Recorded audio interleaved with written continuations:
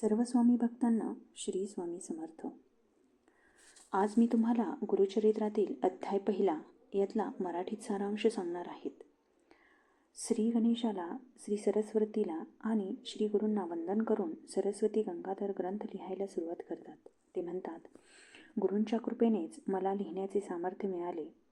गुरु हेच साक्षात ईश्वर आहेत. त्यांचे स्मरण केल्याने बहुसार्गातून तरुण जाता येते.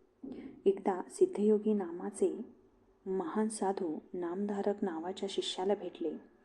नामधारक गुरुसेवेत तल्लीन, श्रद्धावान आणि नम्र होता. सिद्धयोगीच्या चरणी नतमस्तक होऊन तो म्हणाला, गुरुदेव, कलियुगात मनुष्य अनेक दुःखांनी वेढलेला आहे. त्याला मुक्तीचा मार्ग कसा मिळेल? कृपया मला मार्ग सांगा, ज्याने सामान्य माणसाचेही कल्याण होईल.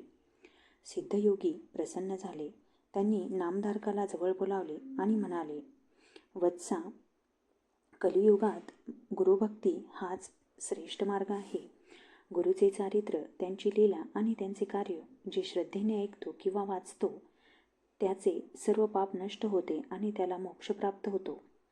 नामधारकाने कुतूहलाने विचारले, गुरूंचे चारित्र्य म्हणजे कोणाचे प्रभू? सिद्धयोगी उत्तरले, श्री दत्तात्रया हेच आदिगुरू आहेत. ते ब्रह्मा विष्णू महेश या त्रिमूर्तीचे एकत्रित रूप आहेत.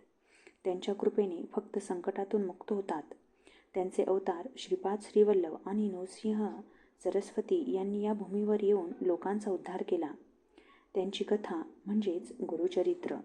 हे ऐकून नामधारकाच्या डोळ्यात अश्रू उतरले. तो म्हणाला, गुरुदेव, मला ती पवित्र कथा ऐकण्याची तीव्र इच्छा आहे. कृपा करून मला ती सांगा. सिद्धयोगी हसून म्हणाले, ही कथा फक्त ऐकण्यापुरती नाही, ती जीवन बदलणारी आहे. ती मन, बुद्धी आणि आत्मा शुद्ध करते. जो रोज गुरूंचे स्मरण करतो, गुरुसेवा करतो आणि गुरुचरित्र वाचतो त्याला दत्तगुरू कधीच अंतर देत नाहीत.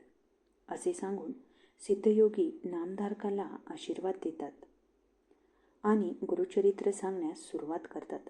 अशा रीतीने संवादातून या ग्रंथाचा प्रारंभ होतो. श्री स्वामी समर्थ. सेवा करा आणि सेवेकरी व्हा. नित्य गुरुचरित्राचे पठण करा. नक्कीच तुम्ही संकटमुक्ती होताल. हे माझा देखील अनुभव आहे. सर्व स्वामी भक्तांना पुन्हा एकदा